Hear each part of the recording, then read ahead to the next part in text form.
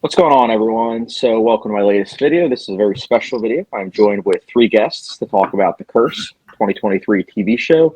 This is, in particular, the finale, but for those of you that don't know, this is a TV show that was 10 episodes long on Paramount Plus as well as Showtime, directed by Nathan Fielder, at least several episodes. And again, we'll be talking about the series finale. I'm joined with Mike Townsend.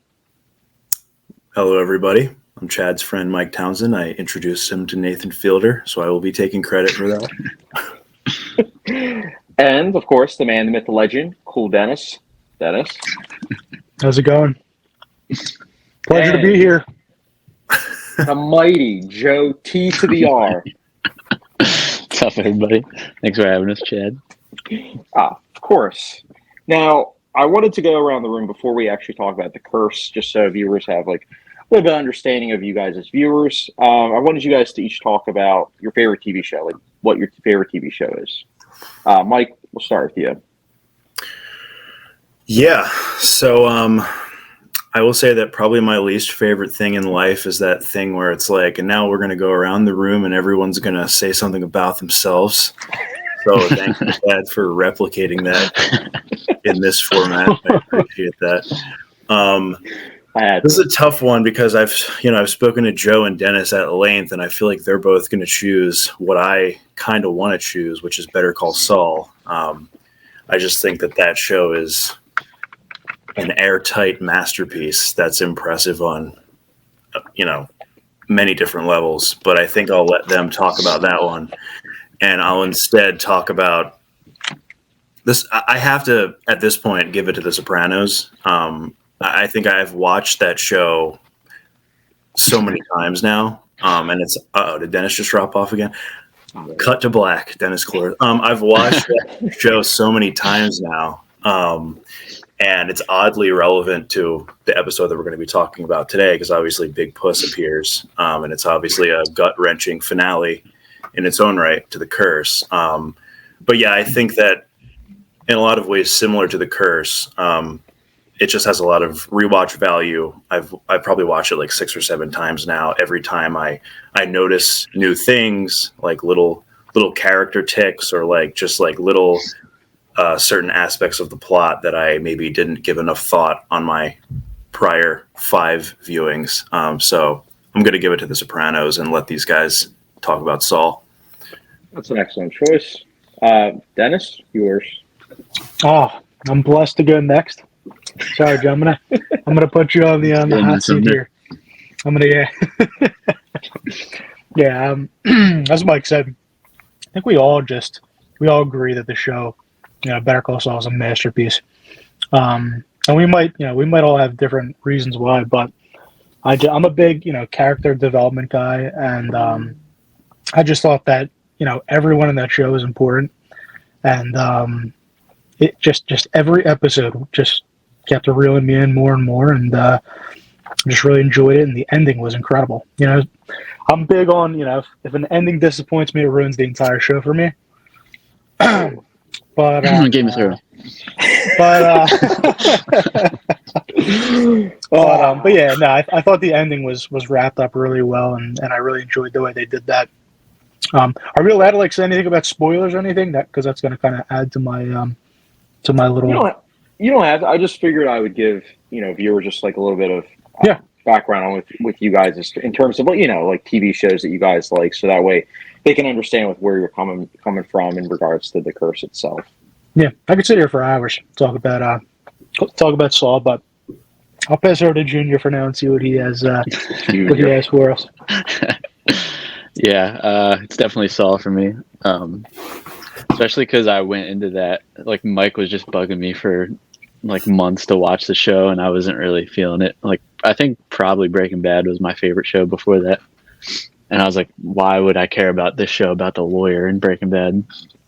And no expectations, thought it was kind of slow at first, and then was just it made me feel way more than any other show or movie. And I feel like when we get to talking about The Curse, the thing that went wrong for me on the finale was that I understand what it was going for and the themes, but it didn't necessarily make me feel that way watching it.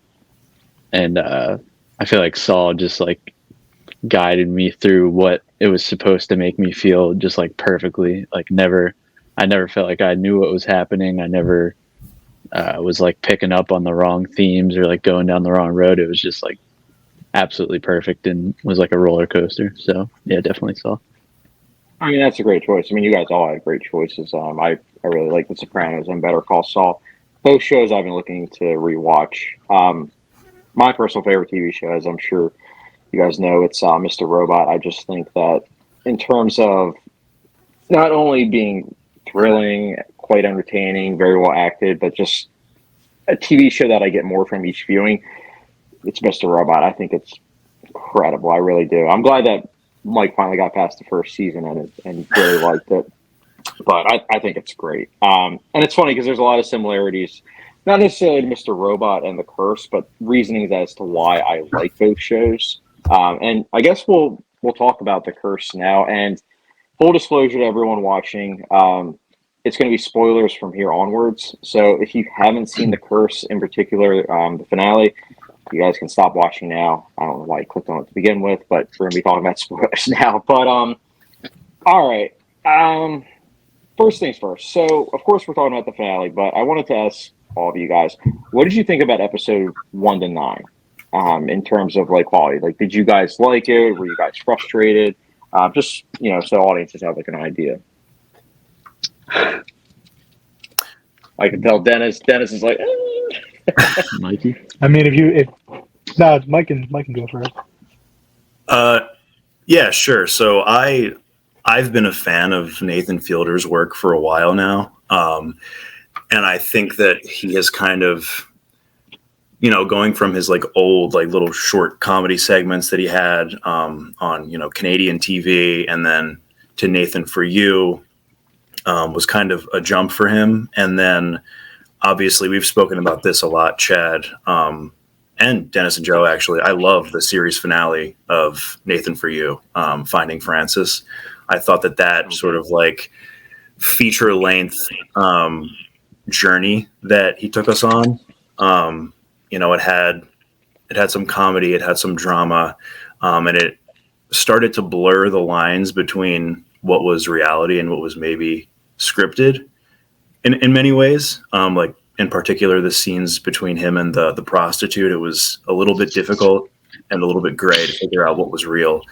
And then obviously after that, he made The Rehearsal, which, even grayer in a lot of ways. But I kept wanting to see Nathan in a setting where he was making just like a full-on scripted series. I thought that between Finding Francis and The Rehearsal, it kind of set things up pretty well for him to take that next step and make, something like The Curse. And so that's a long-winded way of saying I'm glad that he finally got the opportunity to do that. I'm glad that he got to do it with A24, where they allowed him to be, himself, his strange self.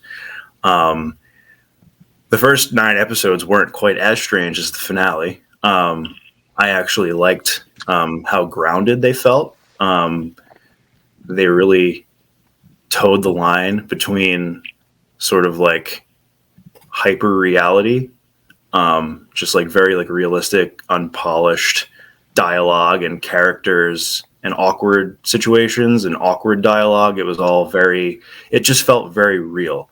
And I really appreciated that. But then, being A24 and, with Nathan's directorial style, there was this like undercurrent of like dread and weirdness and maybe something supernatural lurking that I thought was an awesome balance for those first 9 episodes. So I was pretty locked in, and we'll talk about the finale later, I guess, but I really enjoyed the first 9 episodes.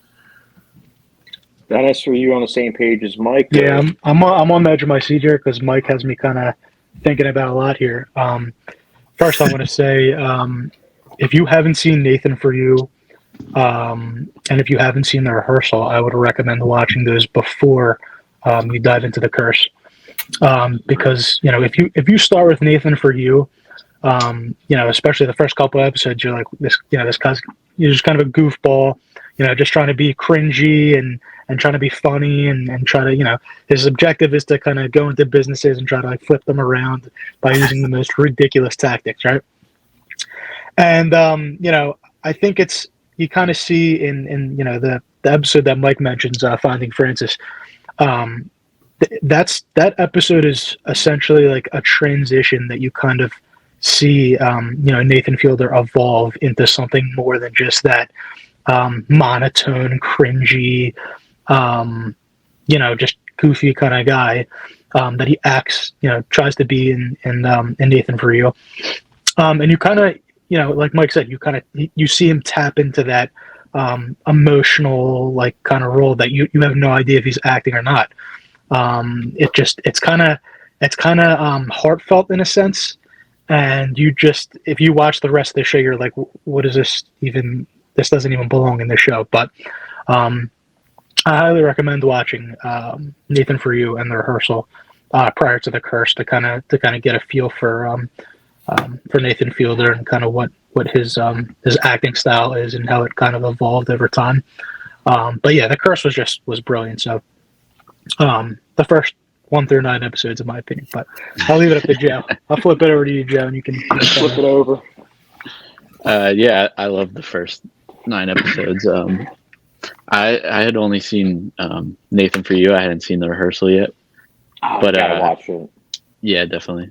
So I couldn't really see how Nathan would be making like a real TV show with him as like the lead actor. It just seemed kind of ridiculous. It seemed like he was just like a comedy skit guy, and the like cringe of those episodes are crazy.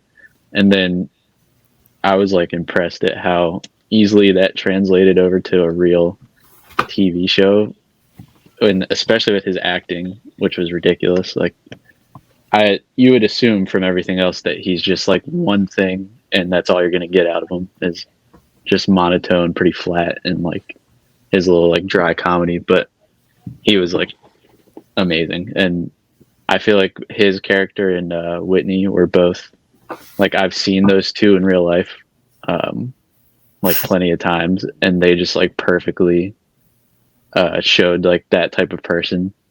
And for the both of them, like I know the both of those actors, but I didn't see them as like the actors. I just saw like Whitney and Asher, these two like really weird, like cringy people. Whitney's like just like constant smile and like fake laugh at everything, just trying to keep up this like presentation was like hard to watch sometimes, and you don't even think that's Emma Stone. So yeah, I loved the first 9 episodes. It's great. Yeah, I mean, I definitely see where all of you guys are saying in terms of like loving it, but I can't lie, like episodes 1 through 9, my interest level waned like in and out between episodes. Like some episodes I thought were just solid, whilst other episodes I were like, yeah, that's really, really good. But the one thing that was constant that I was always interested in was the acting. Nathan Fielder and Emma Stone were fantastic together, did such a great job of just having like that, like Joe said, that type of relationship that we've all seen in real life, and they just handle it in such a way that it's effortless. And I was even more impressed by Emma Stone, not gonna lie, because just seeing her in something like Poor Things and then seeing her in something like The Curse, it's two completely different performances, but she nails the role in both. So, I mean, that being said, going into the finale, I didn't know what to expect, because I was like, okay, is this show going to be getting picked up for another season? Or is this going to be just one and done? I don't know. But I liked it overall, episodes 1 to 9, but I did have like some issues in terms of like pacing. But now we're going to talk about the finale. I think the big thing I wanted to ask you guys is, did you like the finale? And if you did like the finale, why did you like the finale? And if you didn't like the finale, what would you have done differently? I want to start this time with Dennis. You love the finale, right, Dennis? Yeah, no, I personally. So here's my my gripe with the finale here, right? So, I mean, listen, it's A24, right? I think we all kind of saw that coming. You said, Chad, we can kind of spoil things here? Oh yeah. Spoil. So Okay, yeah, yeah. spoil everything. I gave Yeah, you no, credit, like 10 minutes ago. you know, I'm one of those people that kind of likes a cut and dry, stick to the theme of the first 9 episodes and kind of clean it up and tie things together and that kind of thing. And arguably, so you could definitely say, you know, you can look into these other elements of like the pregnancy and you know everything like that with him floating and going into outer space and that kind of thing. But I just think it was over the top and it confused me and. Um, to me, it was just kind of like, what was the point of episodes 1 through 9, right? We have this fantastic setup. You're just kind of reeled in the entire time. You know, Dougie's hilarious. He has his own kind of arc going on there, and you kind of think, you know, something's gonna have to do with him having the curse too, and then you know, just the gentrification and Nathan trying to do good, and the relationship kind of falling apart, and I just kind of it felt like it was so scattered and nothing was tied together well enough to kind of entice me and think like, oh, you know, I finally have some clarity and kind of, you know, they kind of tied this off real well and they, you know, they finished it without me kind of really. I like to think during the ends of you know shows and movies and things like that, but there was just nothing I could dissect. I had to look up what other people were thinking, and I don't usually like to do that. So it was just kind of like, you know, I don't really want someone else to explain to me. I kind of want to interpret it the way that I want to interpret it. And I don't know. It just kind of, I kind of had a stupid theory, but you know, I'm not gonna get into that. But Well, I was I gonna think, say, would you have wanted it to be where it ended just like where she, you know, she had the baby and they were like all happy, or how would you have wanted it to end like differently?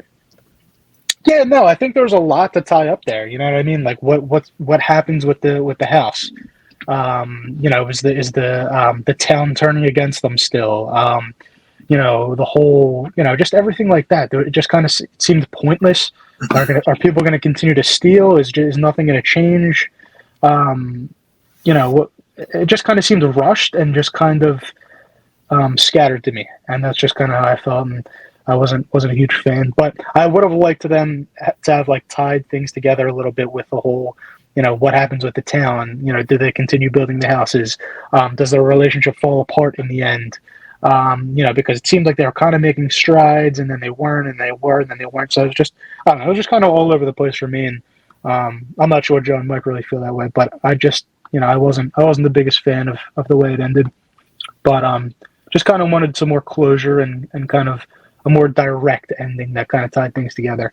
It was a little over the top for me and a little out of my, I guess, understanding. So, yeah, that's kind of where I'm at on the finale here.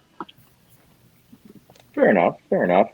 I mean, so you would have probably wanted something like where it was okay between the couple, like, you know, they were more fixing their relationship, and then like the town like either accepts them even more so now, or like they don't. Yeah, like something yeah. I along kind those of want to lines. know. I kind of wanted to know what was going to happen with the houses and if it was going to, you know, the self-sustaining houses, if it was going to be sustainable in that town. You know what I mean? Like, I get that was their hometown and everything like that, but it just seemed like no one wanted them there. And I don't know. I just feel like a lot of that stuff just kind of fell apart at the end, and it just, what was the point of even having that? You know what I mean? So that's kind of where I was at.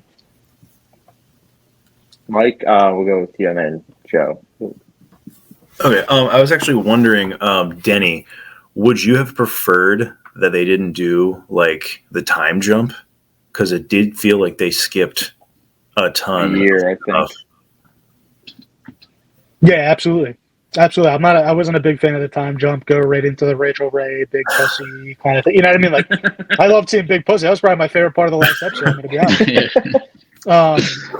Yeah, no, I wasn't a huge fan of that. And it just kind of left a lot to be, you know, answered. And I think another thing too that I was thinking about was why did that, you know, that camera woman in the last episode say, "Oh, like you better watch" or something like that. Like I don't know. I just feel like I kind of like look into a lot of these little things, and I just like I don't see the point of wrapping up the show like that. But I don't know. That's kind of where I'm at. Yeah.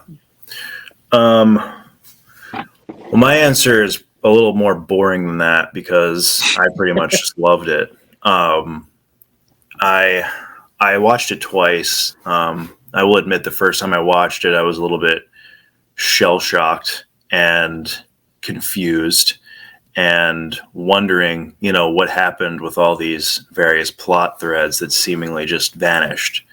And then I watched it a second time, and I think when I reframed it, like in my head, as a show about Whitney and Asher and their relationships and their, hopes and dreams and values and like difficulties, and just accepted the other various plot threads as like things that were happening around them that they were reacting to that maybe didn't need to be totally tied up, and kind of just like accepting it as more of like a character study than like a plot driven show, that allowed me to appreciate it more.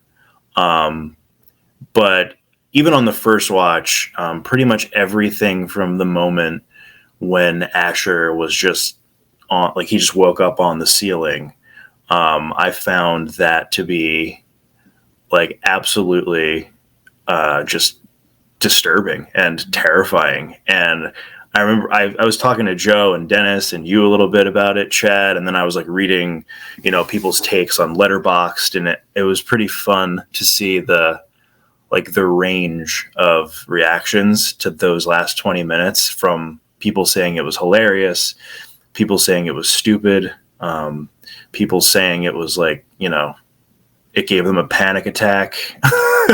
I think that, for me, I was definitely in the camp of like, that was more disturbing than like most horror movies than I've ever seen.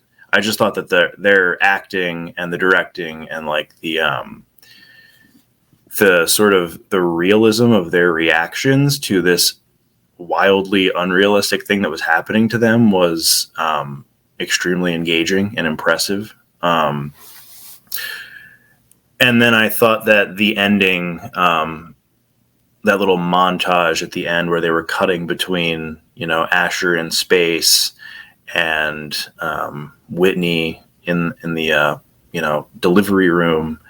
That was devastating. Yeah, and just showing the town, that was all spliced together. It didn't quite wrap things up from like a plot perspective, but I thought that I definitely had a feeling of closure in some, in a lot of ways for these two characters and where they ended up.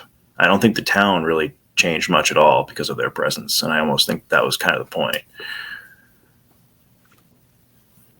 Yeah, I mean, I share a lot of your sentiments, Mike. But before I, give my view, Joe, I wanted to hear yours, because I know yours is, I know, a little bit more middle of the road between like Mike and Dennis. So definitely want to hear your thoughts as well.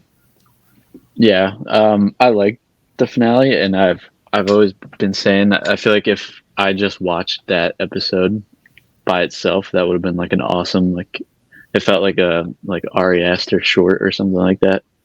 But yeah, I kind of feel similar to Dennis, that, which I understand what Mike is saying, and like I agree that that maybe some of the other like plot lines you didn't need to really get closure on. But I think that definitely like the time jump threw it off for me, because like what I was saying with Saul, that it felt like it was just like guiding me along the right like trail, and that I was just like right with it the whole time. And that could be on me for not following it correctly watching it, but I just felt like I was like engaged on a lot of different little plot lines that ended up not being important. So that just left me with like a feeling at the end that there was just no kind of closure, like Dennis was saying.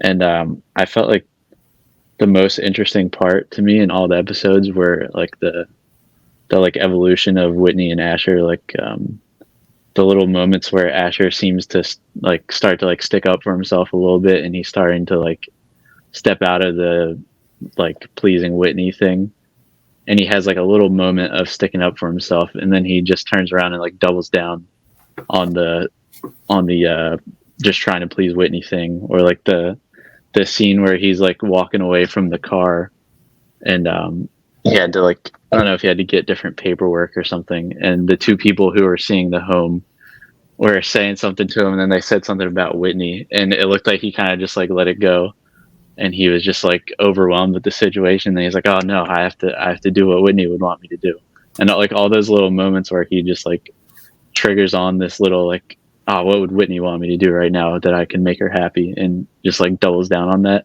And I feel like that was just like not a part of the final episode at all, of like where Asher was going with his own like personal development.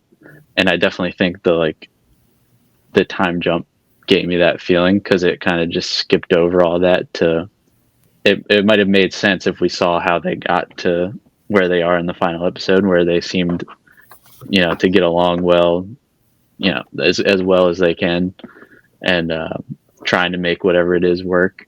But to just skip from where it was in the 9th episode to where it is in the 10th, it just jumbled me up as like a viewer. And yeah, I just felt like the first 9 episodes like guided me one way, and then the 10th was just a different direction. How would you? Because I know, based on everything you're saying, it sounds like I know the time jump, like you said, put things out of sort for you. How would you have wanted the finale to like go about then, like differently?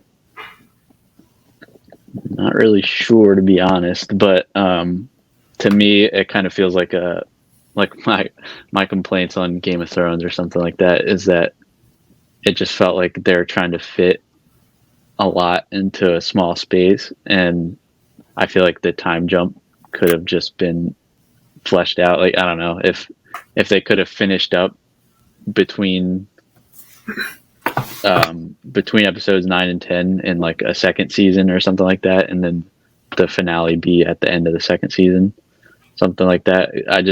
I couldn't really tell you exactly how I'd want this finale to be different, just because my issue is the time jump. But maybe if there was like a second season, or if the first 9 episodes would have at least like ended on Asher and Whitney like making up a little bit, or like making strides in their relationship, and then it having some kind of like connectivity between 9 and 10. So if they had fleshed out the time jump, you would have been okay with Nathan flying in space. I'm just curious. I don't really have an issue with him flying in space. It's like they were kind of teasing the whole like supernatural thing through the first 9 episodes, but to me it felt like I went back and forth on whether or not that was just supposed to be like a feeling they gave you, or if that was actually going to happen. And so it makes sense for it to go there in the 10th episode. It just, like I was saying, it just felt like a turn from the rest of the show. I don't really have an issue with anything in the 10th episode. It's just the way that it connects with 1 through 9. So your issue is more so how it was like directed and written, because like structure wise, like you wish that it was done like a bit longer. So almost, I think the episode was what, 45 minutes. So almost if they did like, I don't know, 90-minute like feature length episode, or if they, like you said, did a second season, it would have been something you would have liked a bit more. Yeah, and also I was going to say I don't really see much of the point of that whole beginning part with Rachel Ray, and maybe I just need some explaining on that. But I feel like that part could have been used maybe to fill in the gaps a little bit. I don't know. I feel like that part did nothing for me really. Yeah, I'm not gonna lie. That scene, I enjoyed it. And I immediately was like, "Oh, the boys are gonna love this opening scene." But I can't lie. Like sitting here, I didn't really have much interpretation. I think just because the second half of the episode was something that lingered in my mind a lot longer than the first couple minutes. Yeah. But it's interesting because hearing all of your guys' viewpoints, I wanted to mention, like for me, I of course loved the finale. But what's interesting is I know all of you guys are talking about, Whitney, Asher, and then of course Dougie, played by Benny Safdie. And it's interesting because we all agree that they are all great, and it's like the finale does fulfill all of those character arcs. The people are like surrounding them. I didn't feel like those were supporting characters. I felt like they were more like background characters, and background characters aren't necessarily people that you have to necessarily flesh out like fully and have like a character arc. So I think going based off of that and looking at the three main characters and their arcs, I loved it, man. Like I felt so many different emotions in this episode. Like the scene where Dougie is like, filming literally Asher going up and flying and everything. And then at the very end, he just has this realization, oh my goodness, I was filming literally my friend's death and he just breaks down. I was like, it hit me, man. Cause I was like, yeah, he probably was just like, oh, this could be part of the show. Then it's like, dude, no, this wasn't just part of the show. This was legit. Your friend just is dead. So I just found that to be really, sad. And then Emma Stone, like, with Whitney, that last scene where she just has this smile, it seems so genuine as opposed to all the other smiles that she has that are phony. So it's like she's happy when Asher isn't around and she has a kid that she's always wanted. So I don't know. And then of course we have Asher, who when he's in outer space, it seems like he is also genuinely happy. So a TV show that's critiquing people putting on this image, and then at the end they themselves are able to fully be themselves. I don't know. Like something about that really hit me. And what I always say is that something doesn't always necessarily have to make sense. And hear me out when I say that. By that I mean that if you have an emotional reaction to an art piece, then it works for you. It does. And that's why I can't necessarily fully explain the episode. I can't. But I just had such an emotional reaction, and we're humans, so it's like I can't neglect that. Like I had an actual reaction to that episode. Like I went into work and I was like, wow, I'm feeling very sad, but at the same time very happy for these characters that I went on this 10-hour journey with. So I mean, I really liked it, but I also 100% understand where all of you guys are coming from, especially with what you wanted from the show. And also I just wanted to also mention, I think that scene where Asher wakes up and he's on the ceiling, that was hilarious but terrifying and just also bewildering. It's like, okay, is this the curse? Like, or what is happening? Is this a dream? Yeah. Like, what is happening? And then it's going on and on. You're like, okay, no, this is either an extended joke or this is real. And it's not until the end where you're like, no, this is real. Like he actually is flying away. And I don't know, I immediately picked up on the 2001: A Space Odyssey reference, and I was like, okay, that is a key to the puzzle that I need, because 2001: A Space Odyssey, in my opinion, has one of the best endings in film history. Actually, no, I'll say it: TV, film, any art form. But that ending is also one of the most ambiguous. If you've seen the ending, you know what I'm talking about. If you haven't, check out the ending sometime. It's crazy. But that's what I liked about the show, that it paid homage to something, and it gave like a key to the puzzle that feel it. Don't necessarily try to make sense of it, because these characters aren't able to make sense of it. So that's the end of my rant. Well, yeah, I just wanted to add that I like everything that you said, and that like aspect of the show. I like that all makes sense, and I love that like story and that wrapping up of the story. And my only critique really is just that it didn't make me feel that way. But that that could be on me, or like the way I was receiving it, or just how my expectations were going into it. But that's like the only thing that I really say at the end of like another polarizing thing we've watched is The Green Knight, and Yes. Denny hates that movie. Denny hates that movie. You guys love that movie. Oh, I'll never forget. After the movie, I was literally like, I love that. And Dennis literally turned to me. He's like, Chet, how could That's you the like worst. that? Yeah, no, it wasn't it wasn't the worst movie I ever saw, but it was just just like the ending. I think it's same type of thing there. It was just kind of out of this world kind of thing. And I like a lot of A24 movies, but these crazy endings are a little too much for me. I'm sorry, Joe. You go ahead and finish. All I was is just that like I can't say that I really enjoyed watching The Green Knight, but the more I thought about it, and like the more I thought into like what everything meant, I started to like it more and more. But the only thing I could say is that while watching it, I didn't feel any of those things that it was supposed to make me feel. And that's just like something I want out of a movie. It seems like you seem to like really enjoy something that you can watch again and learn more about, and it makes it better and better. I like to, when I watch it the first time, for it to like take me to where it's supposed to go. Then like Saw, for example, when I watched it the second time, it was just as good, and I picked up on way more that I didn't see the first time. But the first time still led me exactly where it was supposed to go. And I still felt like all the same emotions. I just picked up on more the second time around.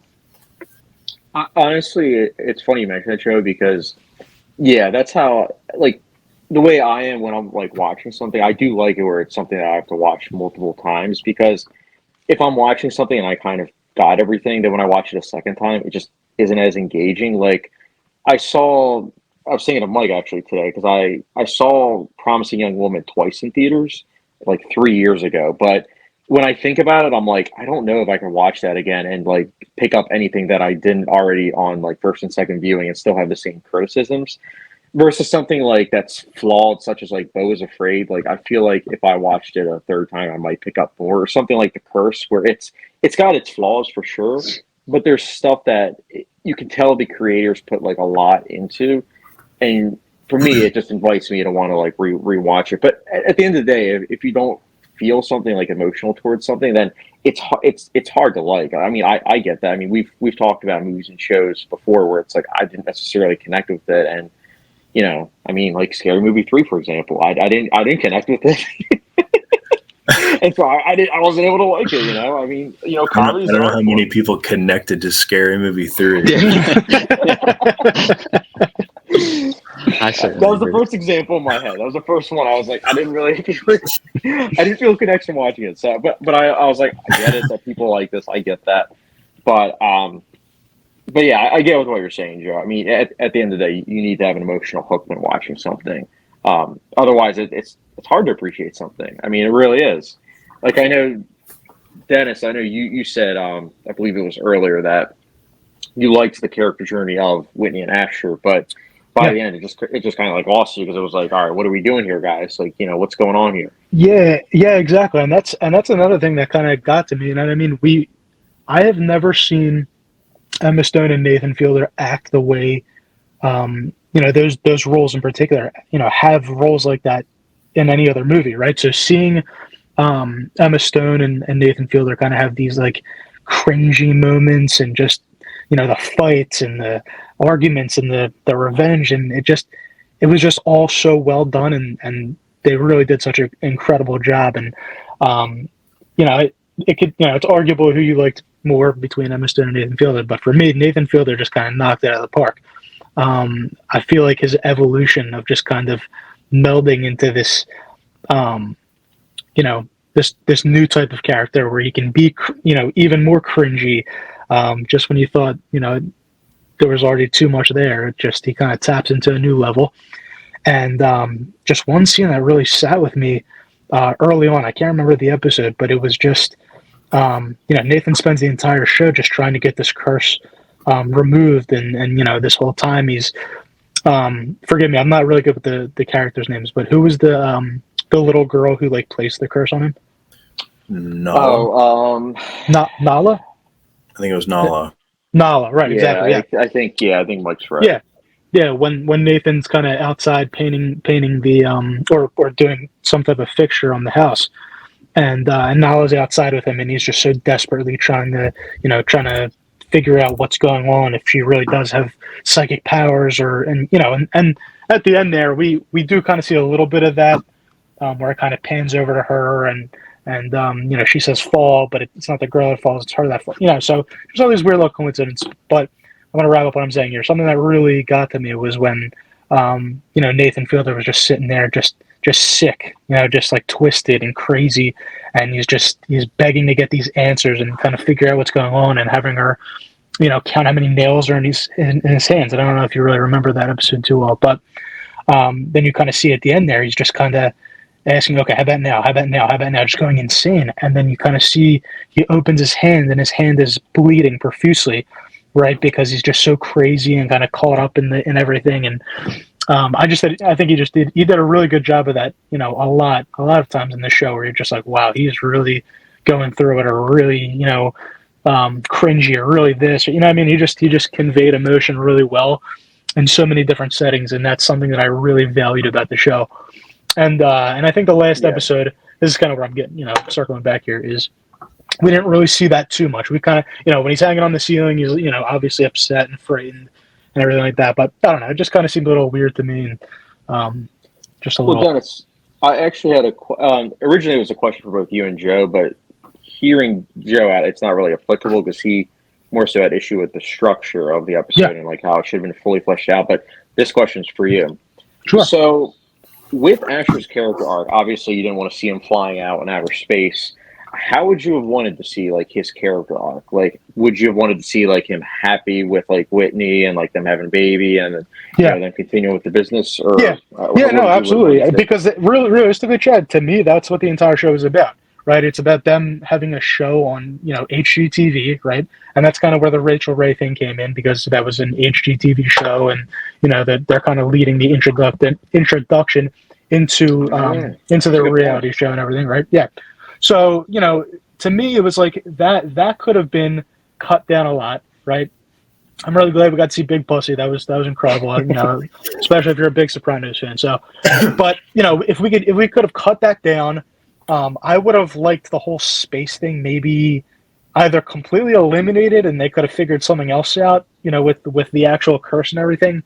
That's just kind of my want, I guess you could say. But I really would have wanted the episode to kind of be fleshed out, and kind of, I wanted to see, I didn't want the time jump. I think that's kind of where I'm going with that. What you mentioned earlier, and I kind of just wanted to see what happened with Asher and Whitney's lives, because that was such a big part of the show, and there's so much spite and everything when they couldn't get pregnant the first time, and that's kind of when Whitney started having bad blood towards Asher, and everything started falling apart. So I kind of wanted to see that kind of go full circle in a different way.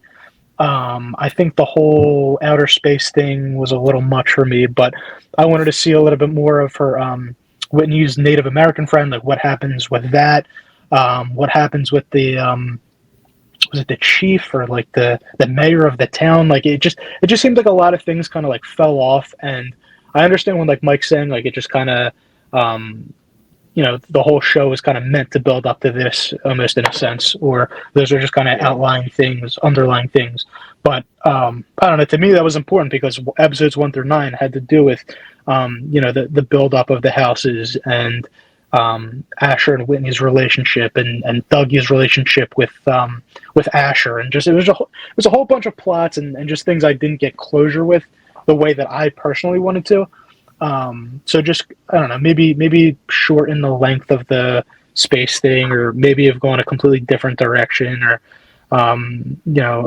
maybe, I think a theory that I had was that Whitney placed the curse on Asher, and the smile at the end was just really sinister. She kind of knew he was flying off, and she was, like you said, just kind of happy without him.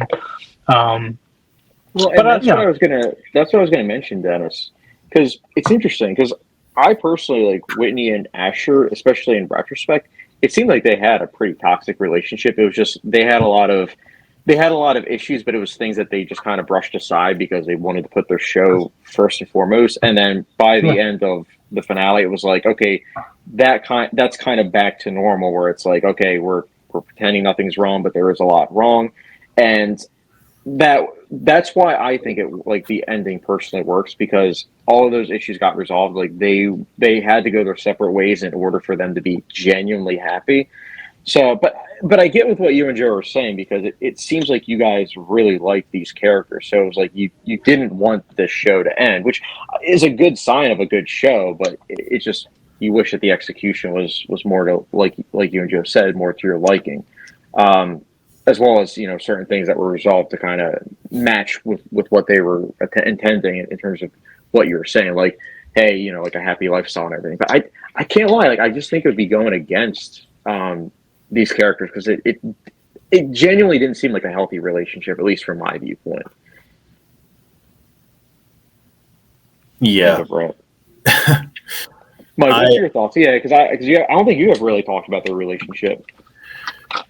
Yeah, so I agree with what you just said, and I actually agree with what Dennis said. And when I watched it a second time, my interpretation was that if there is a curse, that the curse was courtesy of Whitney, And I think that there was a scene in the middle of the finale, right before the scene where Asher wakes up like glued to the ceiling, where Asher is sort of, I don't remember exactly what he was doing, but they were lying in bed and Asher was doing something with Whitney's like, pregnant belly. And it was, in another context, it might have been like cute or sweet or something, but because it's Asher and Whitney, it was just a little off-putting and weird.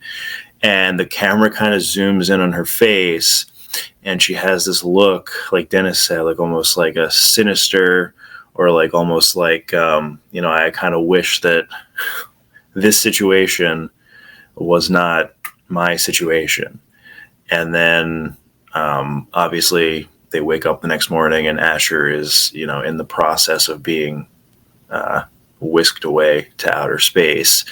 And I don't think that Whitney, and I don't think that she actually thought she could do a curse. Like she was clearly like terrified and confused when Asher was on the ceiling. But yeah, my interpretation was that the curse was Whitney wishing Asher away in some way, shape, or form. And I think that, this might be going a little too far, but I feel like the entire show almost was like Whitney wanting to get out of the situation that she's in. She wanted to like liberate herself from like her parents' like legacy as like slumlords. She wanted to like push Asher as far to the periphery as possible and make the show just about her, like the Green Queen. And I feel like Asher, it was almost just like a question of like how much can this man be like diminished and degraded, to the benefit of other people, and mostly Whitney. And I feel like for the ending to be like him literally being like sucked away into outer space and her just like, she has the baby, she has all these houses, she has a show, it's just hers now. And I kind of thought that was kind of like the ultimate ending for them. Is like she has all this, all this stuff that she's wanted and she doesn't have to deal with Asher anymore. And Asher is almost like liberated from like having to perform and pretend to be whatever he thinks the people around him want him to be at any given moment. I feel like Whitney like is doing that too, but she's like built for that. She like wants that. Yeah. And then Asher's not. And, he gets to just be a corpse in space, which is what all of us would love to be. So it was a very beautiful ending, I thought. Yeah, I mean, no, I agree with a lot of your sentiments. I mean, especially just about like Asher, because I feel like because he grew up so differently than Whitney, they handled the situations completely different. Even though they both had that like fakeness to them, they both were able to go about it differently. And I definitely think that Asher had a lot of self-esteem issues. I mean, as we all know, like cherry tomato bros. I mean, like that right there, like. Episode happened, I was like, okay, why is this here? I'm fine with it. I think it's hilarious, but why is this here? And in retrospect, it's like, okay, they're putting little crumbs, so to speak, for viewers to be able to pick up on, like, these character traits of these characters, and just how Asher is someone that he doesn't care if he is literally degraded by. I think that was what his father-in-law. He doesn't care, and that's why, like, I believe it was episode 9 when he's degraded by Whitney. It's like it doesn't really matter because he's still like, okay, I'm still going to be doing this. Versus Whitney, she wants to get out of situations. So it's interesting to see those two and their dynamics on how they handle the situations, even though they both ultimately are fake until they're both in situations that don't involve the other person. So, it's a very interesting character study, I think, overall in terms of like the show. Wrapping things up, I wanted to say we'll get to ratings in a little bit, but I wanted to say, Dennis, we'll start with you. What's your favorite part about the finale? Like a certain scene, certain moment. No, honestly, and credits. No, 100%. I think, obviously I could sit here and joke and say, "Oh, my favorite part was Big Pussy in the first 2 minutes of the show," and then after that, it just kind of cracked the bed for me. But no, I think the more we actually discuss, and I think you both bring up a solid point with rewatchability, and I know you both watched it twice. I think that's something I might need to do, just kind of revisit and kind of see if I did miss out on something, or see if I can interpret it in a different light. And I think you both brought up really solid points.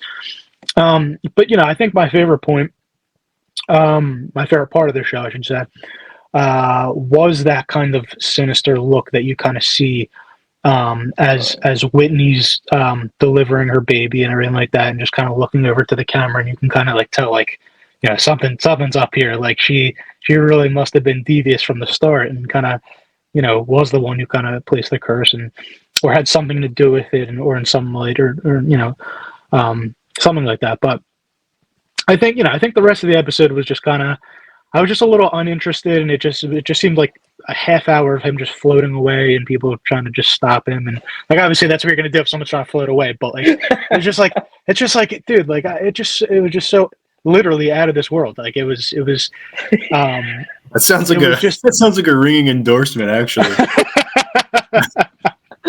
No, I thought yeah, no, I think I think it deserves another watch. And I think for me personally, episodes 1 through 9 were incredible. I think the first 3 or 4 episodes were a little slow to get into, but after that you're invested, right? And I think 5 through 9 really, like, I was craving it. I just wanted more and more, and I just wanted like that kind of thematic. Where am I going with this? I kind of wanted those themes throughout the rest of the show, right? Thematic But richness. Sure, richness, exactly. Thank you, Chad. But yeah, no, I think it was a very enjoyable show, and it was just, I didn't like too much about the last episode, the finale. But I might have to again, just rewatch it and kind of see if I can, gather anything else, and kind of see if I can draw any new conclusions, or find some new inspiration of kind of what happened, and maybe shed some new light on the finale. Dennis, what would you give the finale out of 10? You can't do that to me, Chad. 4.22 out of 10. I'm going to give it a 3.1 out of 5. I'm going to give it a 3.1 out of 5. 6.2 out of 10. Okay. Just I thought you were going to give it a because 3.1 out of 10. I was Yeah, like, no. I'm sorry. Was that the incorrect out of 10 scale here? but that's, were we going out of 5, or should we have gone out of 10? 6.2 out of 10. That means Okay. We'll take yeah, it. that's yeah, We'll take it. yeah, We'll exactly. Take it. We'll Dennis, I thought you were going to exactly. freak out. I thought you were going to freak out and give it like a 1.25. No. I mean, it was, I can't like crap on the show that bad, because every other episode was incredible, and I think they did such a great job. But it was just a little too out of my realm, and a little out of my I guess maybe like comfortability. Like I was just, it did make you feel uncomfortable, and you didn't really know what was going on, and it just kind of ended so abruptly. And first half hour was the Rachel Ray thing. So I don't know, I just feel like a lot of things could have been different, and the time jump, wasn't my favorite thing, and but overall it was a very solid show. I think the finale was good. I don't think it was great. I don't think it was incredible, but I think they did a good job, and I think it's worthy of a rewatch. I think the entire show is. Definitely gonna have to revisit that finale. So, well said, Joe. Your favorite scene of the finale, and of course, rating out of 10. I think it was mainly just like the shot, like going up from Whitney to Asher on the ceiling, and just a couple of the shots of him up on the ceiling were just like really disturbing. I think there was one where it was really just like close in on his head, and he just like turned back to like check on Whitney or something like that. It just had like a disturbing look to it. But I think that was my favorite part, just because I feel like that effect of it being like this like frightening, disturbing thing kind of like wore off for me the longer it went on. So like right there in the beginning, it was like intense. But I guess I would give the last episode a 7. And I think with a spoiler alert for The Sopranos. I think Oh, Dennis. Dennis has seen it. Okay, I just wanted to make sure. That the only problem really I have with the final episodes, I feel like I wanted something more like intentional, meaning like in the episode where Chris Moltisanti dies, and Tony obviously aids in that. I feel like Tony didn't necessarily want to kill Chris, but it was kind of like me doing this solves a problem that I have, and it's gonna, like this is just an easy way to take care of this problem. And I feel like Whitney was kind of in the same boat, that like Asher was like a problem that she has to solve, and she doesn't necessarily want to like kill him or have him float up into space. And I think like after, if you went past the end scene and you tell her that Asher floated up into space and is dead, she would be like devastated. She doesn't legitimately care for him in a real like loving way, but she would have, a negative reaction to it. And I feel like if there was some kind of, I always felt like the curse could have ended up being, like not necessarily a curse, but something like the car crash in The Sopranos could happen that could be seen as supernatural, and like something where Whitney can show that like definitively she doesn't really want Asher around.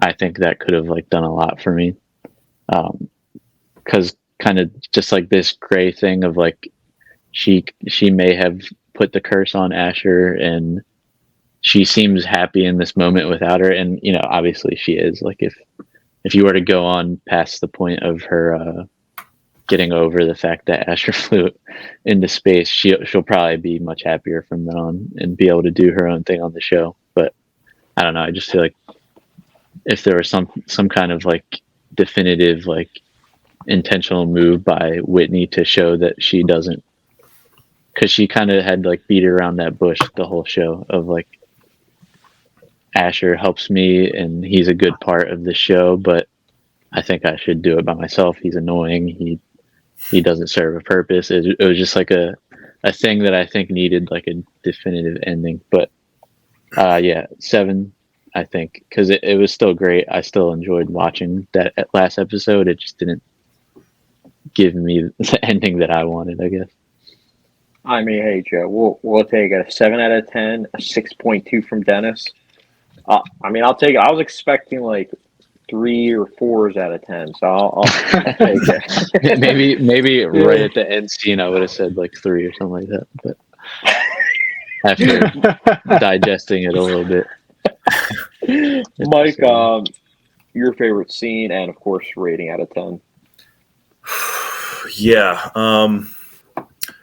it's kind of hard to pick a favorite scene because I feel like the whole like final half hour or so almost was like an elongated scene in itself. It really stuck with Asher's journey for a long period of time. I think if I had to pick something more specific than that, I really enjoyed Dougie's reactions. His later reaction was great. That was just great acting from Benny Safdie, and it was very moving. But I'm talking about his initial reaction to Asher being in the tree, where he was just kind of like asking him questions about what he's afraid of about being a father, and like trying to record him and his answers to these like questions that are pretty mundane in the face of like being sucked into outer space. Yeah, that.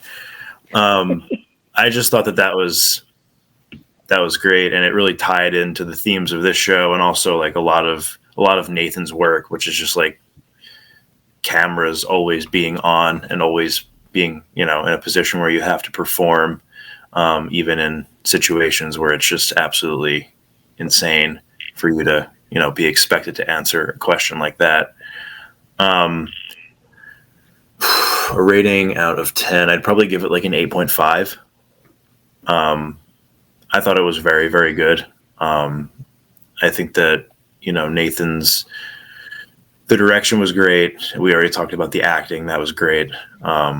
There were definitely certain plot points that I thought could have been cleaned up a little bit better. I don't need everything spelled out, but I think that there was a little too much left open-ended for my tastes. I didn't have, as big of a problem with that as Joe and Denny K did, but I think that, if they had given us like a 2 hour, I know this is, they don't have an unlimited budget, but like I would have gone for like a 2 or 3 or 5 hour finale if I could have gotten it just for more meat there.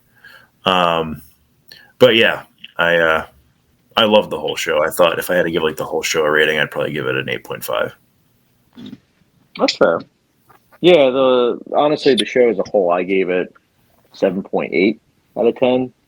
But the finale, I gave it a lot higher rating. I loved the finale. It was everything kind of came together for me because, as I mentioned earlier, I liked The Curse. It was something that I looked forward to watching each week, but it wasn't something I loved per se. There were some episodes I thought were great versus other episodes I thought were just solid.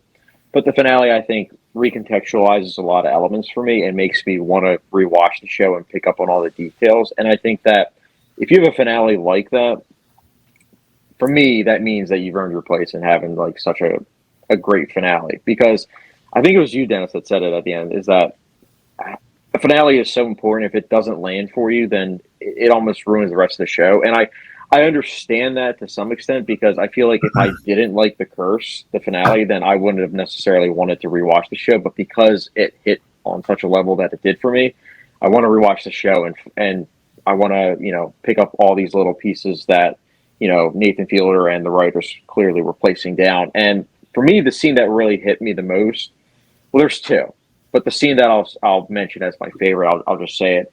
It's Dougie's scene when he breaks down and he finally realizes that he literally just filmed his friend dying, that it's not part of the show, that this is legit, and that, he's going to have to live with that for the rest of his life. That just, I don't know, that really hit me on something that I wasn't expecting, especially going into the finale. But the finale as a whole, I wasn't a big fan. I liked the beginning, like the first 5 minutes, but I would say a little bit after that, the first act, I found it to be a little bit wonky.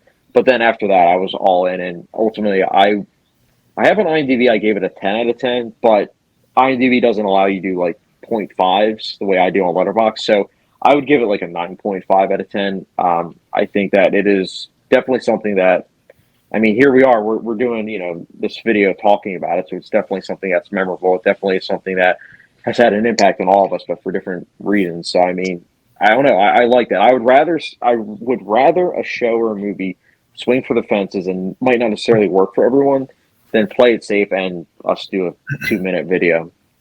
That's just me, though. I really like this finale. I really did, and I'm glad that we were all able to get together and talk about this.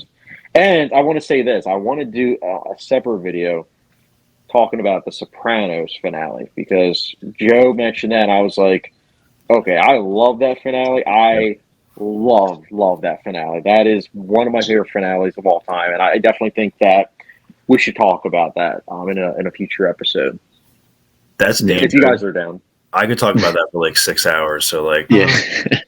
That'd be Mike started fun. on the it's a can of Sopranos. worms. Yeah. But I'm up for that for sure. Sorry, just reenacting the finale.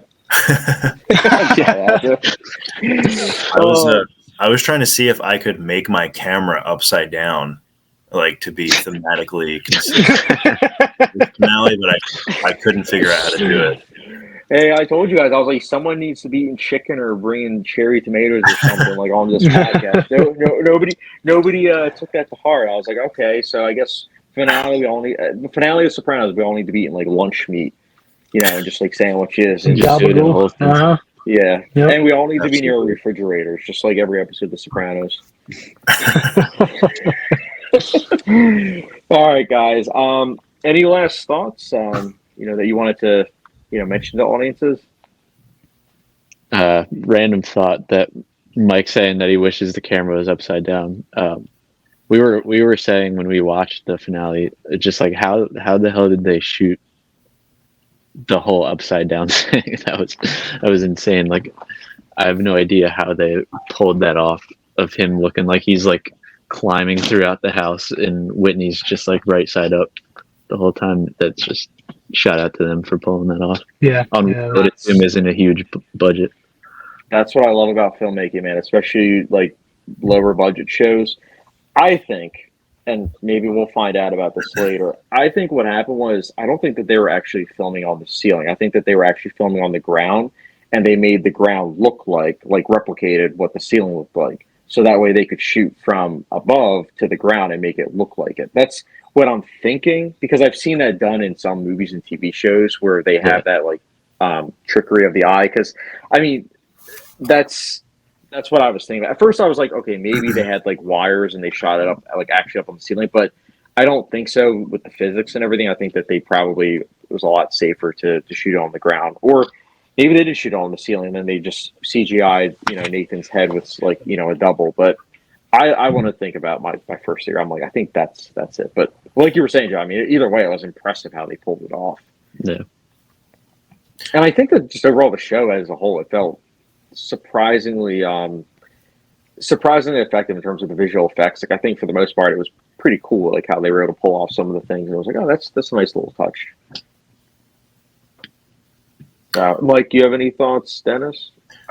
I was just gonna say, that was what I thought as well in terms of how they were shooting that scene. But the thing that threw me was when he was like latched on to Whitney briefly, and they were kind of just like frozen in midair for a second. Yeah, that threw me off. That was wild. Yeah, Not touching the ceiling or the floor. I mean, I guess that could have been that specific shot could have been filmed in a totally different way than the rest of the scene. But that part was like, I was really like, I mean, I was too invested in what was actually happening to be like analyzing that too much during the first watch. But on the second watch, I was like, how are they doing this? It's really impressive. I love it when something's able to make you like think about the filmmaking, like how did they pull that off? And sometimes it's hilarious because it's something so simple, and you're like, oh, like once you realize, it's like, oh wow, why didn't I see that? Like, why didn't I notice that before? Like, oh, that's really cool, Like, oh, why don't all films do it like this instead of spending $50 million on CGI for a certain shot? Dennis, do you have any final thoughts? Yeah, I just realized I only gave my rating for the finale. I think I'm going to give the entirety of the show a 7.6 out of 10. Oh, it's close to mine. So, yeah, but other than that, I think that's the boys covered it. So I don't have anything else.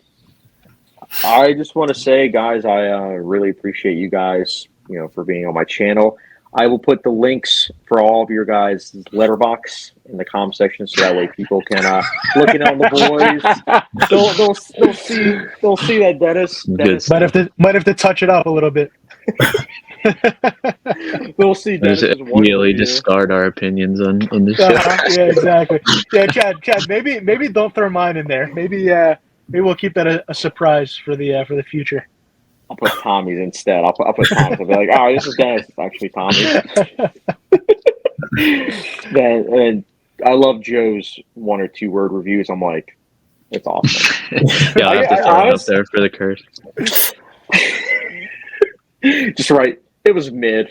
And it's like the rating is like 7 out of 10. Terrible 8 out of 10. Hey, I've seen that. I've seen some people review it. They're like, "This was terrible," and I see it's 4.5 out of 5, and I'm like, I don't understand this. Care to elaborate? Yeah, like please. And it's like got 5. It's got like 500 likes. And I'm like, okay, like all right, whatever. Just Drill's review.